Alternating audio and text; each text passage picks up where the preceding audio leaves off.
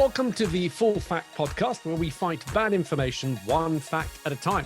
I'm Alexis Conran, and on this episode, we'll be looking at fact-checking elections. Now, during an election period, there's a lot to gain and a lot to lose. Access to good information is vital to make an informed decision.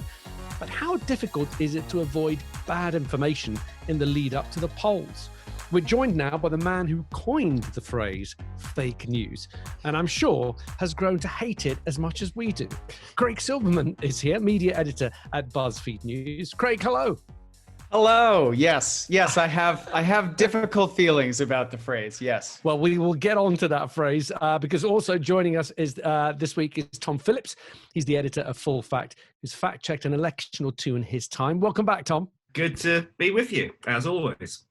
Now, look, let's be upfront about this. Tom, at Full Fact, you don't like using Craig's phrase, fake news. What's wrong, Tom?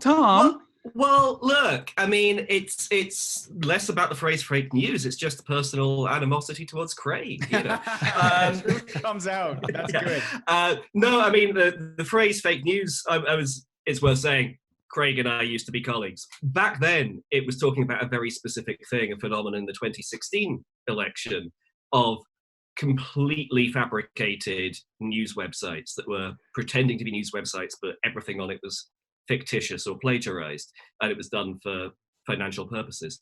So that's what it meant. It had a precise meaning when Craig used it, and then it stopped meaning that quite quickly. And there's probably a precise moment where it started to take on that new meaning, which is in early January of 2017, when not yet President-elect Donald Trump, stood up and pointed at journalists from CNN and said, "You are fake news." That wasn't the very first time he'd used the phrase, but it was the first time that it wasn't on Twitter and that it was directed at, a very specific person and member of the media. And really from that point forward, he took ownership of it and fashioned the term fake news at first to really refer to anything, any kind of journalism that was critical of him or that he didn't like. And soon you saw other authoritarian leaders around the world doing the same thing. And soon it came to mean, anything that anyone wanted it to be. And so I think in a lot of ways, there are people, if we're talking about, the US election, mostly people on the right who consider fake news to be things like the mainstream media, and the two are kind of interchangeable, or anything critical of Trump. And for other people around the world, fake news might actually be falsehoods spreading in their media environment. And for other authoritarian leaders, it's often, legitimate media or the political opposition. So it's become this malleable term that people throw around to mean whatever they want in a moment. But for the most part, it's become a term to attack the press with. Craig, let's get back to the elections. Now, at any time, the veracity of the information, the validity of that information that everybody's getting is really important. But at election time, it's even more so because people are actually going to use that information to make up their minds. Does fact-checking change during the election period? It certainly gets much more intense. There's a higher volume that you need to crank out at because of the volume of pronouncements from political candidates all the way up and down, the ballot, from your presidential candidates in the US all the way down to more local ones. So it becomes a much, more involved project. And then, of course, you have all the sort of, the information coming out of campaigns as well as the mouths of candidates and other people. So it becomes a lot harder in that sense of the volume problem. But also, of course, it's the moment where, because fact checks become something that so many more news organizations do, like news organizations that don't have dedicated fact checkers will suddenly launch a fact checking, feature that's part of their newscast or part of their online website. And so you have fact-checking becoming, in some cases, an issue in the election where people who are maybe getting dinged by fact-checkers really want to work hard to undermine them and maybe label them fake news or biased or that kind of thing. And then you have the fact-checkers not only trying to do their jobs in a much more intense, data-driven environment, but also dealing with a much higher degree of harassment and threats and other things. And so it becomes a much harder job to do in that moment. And a lot of fact checkers, I think, start to feel really burned out well before Election Day. And do you think there's also a specific problem that regardless of what the fact check is about, whoever you are fact checking, their fans will turn on to the fact checkers because during the election period, everything becomes partisan? Yeah, the stakes are raised. So whereas in a normal time, sure, a politician, doesn't like being fact checked typically if they're found to be lying or misleading people, and their supporters might not like it as well. But the stakes are so much greater because the supporters and the candidate and their campaign want to make sure that nothing can sort of upend their possibility of victory. And so if that means targeting a fact checker, that's the kind of thing that's going to happen. And so, also the kind of undermining of fact checking and fact checkers is not necessarily new in the United States. PolitiFact, as kind of the dean of fact checking organizations in the U.S., along with factcheck.org, there for a long time they've been targeted with accusations of bias. But I think all of that stuff has become much more intense now that fact checkers are also, in many cases, partners with Facebook. And Facebook is in the line of fire right now from a lot of politicians as well. So fact checkers have kind of been swept up. And it's not just people disputing the fact checks or saying they're biased. They're seen as part of a media machine, a big tech machine that some people are really trying to undermine as part of, helping get their candidates elected. Tom, we were in election period almost 12 months ago. Is there a big difference between what's happening in the US with what Craig's been describing to what happened when you were fact-checking the election almost 12 months ago? I mean, there are similarities. The difference really is scale. I mean, for a start, American elections are just much bigger. There are many more elections happening at the same time in many ways. You've got not just the presidential, you've got the Senate, you've got the House, you've got lots and lots of local things, but also they're much longer. Donald Trump effectively launched his re-election campaign, I think it was 29 days after his inauguration. He held his first rally. They go on for so long. They're just this much greater scale. We saw things in our election, which was, pretty intense, that bore similarities. There was the Conservatives had their misleadingly edited video of Keir Starmer that they put out. You had Labour putting out the documents from the US-UK trade negotiations, which were of uncertain provenance. And so there were things in that territory, similar things that we're seeing, but it was nowhere near as equivalent to the tsunami of stuff that our American colleagues are having to deal with. And also, just as I said, the election period is just much shorter. It's insanity in the US that they make it like I'm Canadian, right? But I have to deal with American politics as part of my beat. And it's insane how long this thing goes on for. It is punishment. It's, I commiserate with other reporters about this and other non-American reporters who cover American politics. It's just like how I feel like it hasn't stopped since 2016. It really hasn't, has it? Like, I mean, it's just been constant. I mean, I guess the plus side of that is that you've had a lot of rehearsal. I mean, you look at like Daniel Dale from CNN, who's sort of got a lot of credit for his sort of rapid fact checking that he does on a lot of this stuff. He's able to do that because he's seen every Trump speech and he repeats his lines. So he's got the fact checks ready to go. Whereas in shorter election campaigns, everything that's being said is new, and so you're having to do it on the fly. Craig, are you jealous when you look at other countries and their electoral campaigns being a lot shorter? Well, I mean, look, when I have a Canadian election roll around, and Canada isn't obviously my primary area of focus, I mean, it just seems so wonderful and adorable. It's like, oh, we're going to have this done in 5 weeks. Wonderful. Let's get it on, and everybody sort of ramps up and then it chills out after. But it's a very unique moment in American politics. And in general, the critique that American politics is just this never-ending spectacle, and it's just getting longer and longer, the campaign cycles. Like that's predates Trump. But because Trump is such a source of chaos, and that is built into kind of his model of governance, it just makes everything feel so much more intense and nonstop. I mean, the joke about that you see all the time, people tweeting or what have you, where they'll list a bunch of crazy things that have happened in the US and then be like, and that's just since Tuesday, is totally valid. And on a real level, the burnout that can happen and the toll that it takes on people trying to keep up with things, and also dealing with really the fire hose of falsehood that is now the information ecosystem in the US, it can really grind you down when it's your beat to do this stuff. What have been the main fact-checking battlegrounds, so to speak, in this US presidential election? Where have you had to do most of your work? Well, I think in terms of the disputed stuff, it's probably not a surprise to hear that coronavirus related information and claims is probably one of the big areas. That's a lot of what Trump and Biden are battling each other over. And, it's as simple things as, in the last debate where Trump was talking about the virus receding and having low counts in certain states, and those states were, spiking at that very moment. The stakes of that are really quite high. So we've certainly paid very close attention to coronavirus related stuff because the potential for harm is really significant there. So when, in the past, when Trump talked about using bleach, I mean, that's the kind of thing that you can't just leave on the table, because there are absolutely people who take what he says very seriously, and you need to help push out in the public record something there in the hope that those people might see it. And then there's other stuff that feels almost quaint and a throwback, where the dispute over what Joe Biden has or hasn't said about his position on fracking.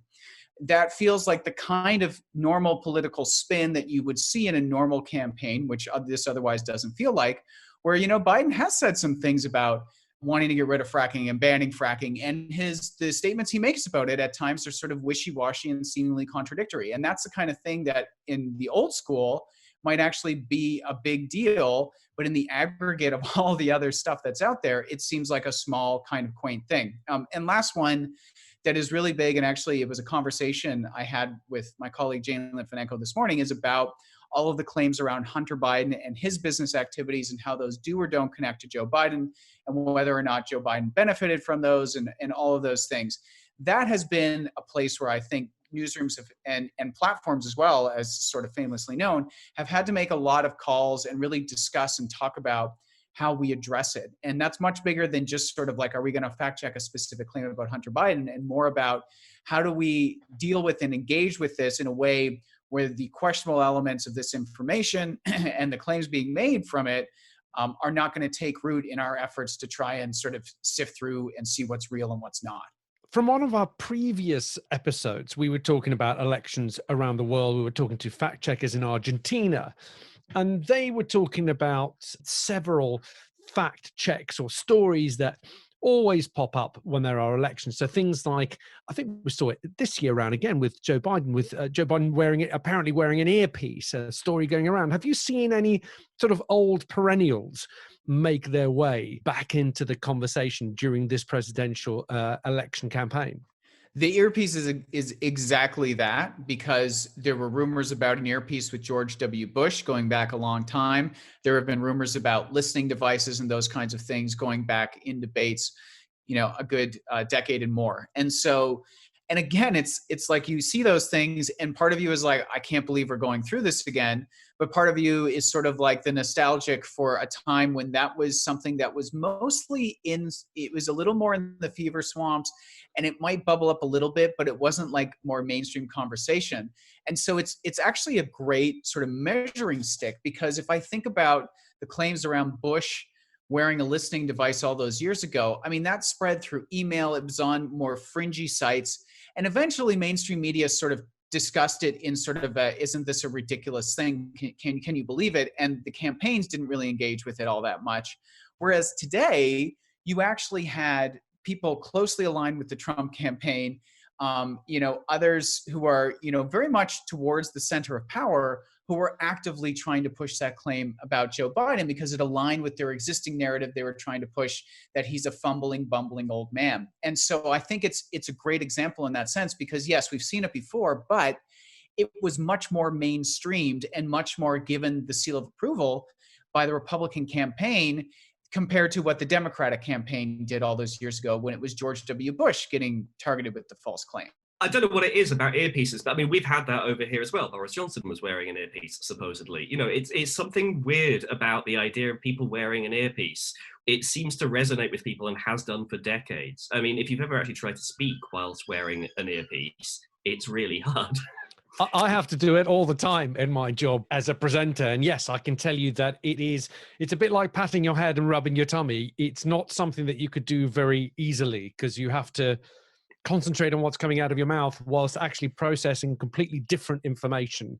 How different is this election in 2020 with the one in 2016? It does seem to me, and love to know what Craig thinks of this, that some of the things that were sort of being seen in 2016 have kind of gone away a little bit. I'm not getting a sense that the Macedonian teenagers running fake news websites is quite as big a deal this time round. I might have missed that, though. That is true. There are some things that have gotten better, and then some things that I think have gotten worse. And so if we take those Macedonians as a, in some cases, a pure example of fake news, because it was a lot of false stuff created to deceive and meant to earn money, that, as well as the domestic actors who are doing that, it was way easier to get away with that, to get money, to get lots of engagement in 2016. So pure falsehoods did pretty well then. But today, that's much harder. And a big reason for that, I do think, is the program that, like, Facebook took that as the low-hanging fruit and said, all right, we're going to partner with fact checkers and they're going to go after like 100% demonstrably false, deceptive content. Like, that is the easiest thing for a fact checker to go after and knock down. It takes the least amount of time and you can sort of get at it very quickly. But what we certainly still see is a massive hyperpartisan universe in the information ecosystem in the US, where there is a lot of misleading or extremely torqued or just very aggressively partisan stuff, not just sort of like, hey, the other side, don't vote for them, their policies are bad for you, but the other side is pedophiles and they're going to take away your Christmas and they're going to take away this and that. It is, so the rancor has continued to accelerate. The amount of borderline content meant to sort of make it difficult for fact checkers and make it difficult for platforms to act on has filled the gap that has been left by a lot of the deterioration of the purely fake stuff. And of course, we've had 4 years of Trump and the Republican Party sort of in his image, really pushing the boundaries of promoting QAnon and other conspiratorial things that they see as benefiting them. So, some of the pure fake, we've made some improvement on, but in terms of a conspiratorial and potentially, dangerous harassment and, plots against governors, I mean, you can look at that and say, like, there's a bunch of other things that have gotten much worse since 2016. Let's look to the future before we wrap up. And I want to get both of your opinions on this. Craig, first of all, we've seen that social media companies are slowly but surely starting to acknowledge that, yes, they do play a part when it comes to elections. Now, some people may criticize them for not having done so a lot quicker, but we are where we are. What do you think the future will look like in election 2024 when it comes to social media and their interactions with the public? We've been in a process since 2016 of them starting to kind of realize, one, as you said, the influence that they have, and that even though they thought previously they were sort of hands off and had these policies, they realize now that no, actually they're making a lot of very important and impactful decisions. I think we'll have perhaps some new legislation, particularly maybe in the US, around some of these areas. I don't think there'll be necessarily huge, broad regulation around the platforms, but I think some of the rules are going to be a little bit clearer around what they can and can't do, which in some ways might actually be a relief to them if they can point to law and say, like, hey, we're just doing what everyone wants. And I think that the broader trend of that is they're going to be a little more hands-on. Things are going to continue to be a little more restrictive. They're going to exercise more control over their platforms. And there are going to be cases where maybe they're nipping some stuff in the bud that really does have clear harm.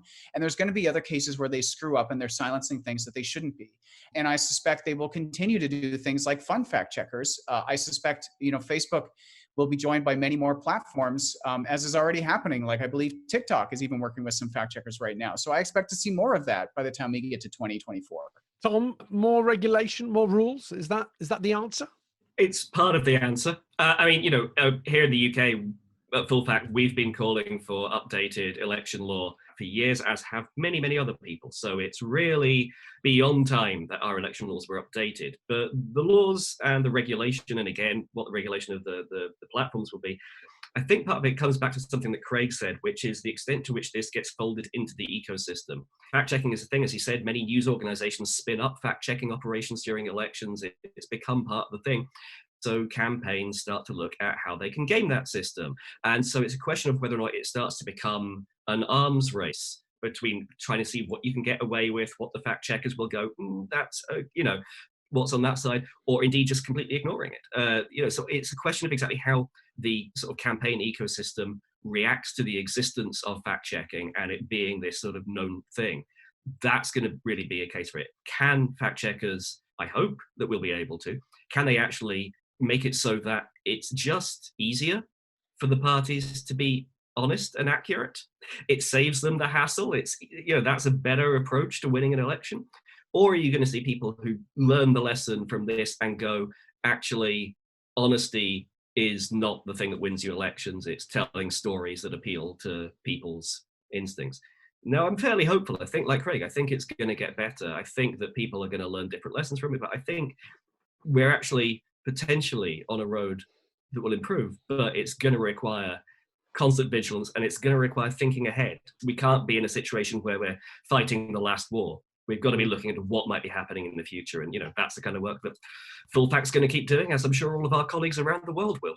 And of course, if we keep doing the work, as you mentioned, Tom and Craig, and people also take matters into their own hands. I mean, most of the messages that keep coming out, and I think they are having an effect, is to educating people, the general public, to fact check before they share. All those things are going to start to permeate. I think they certainly are permeating with the younger generation. I've got a 14-year-old daughter.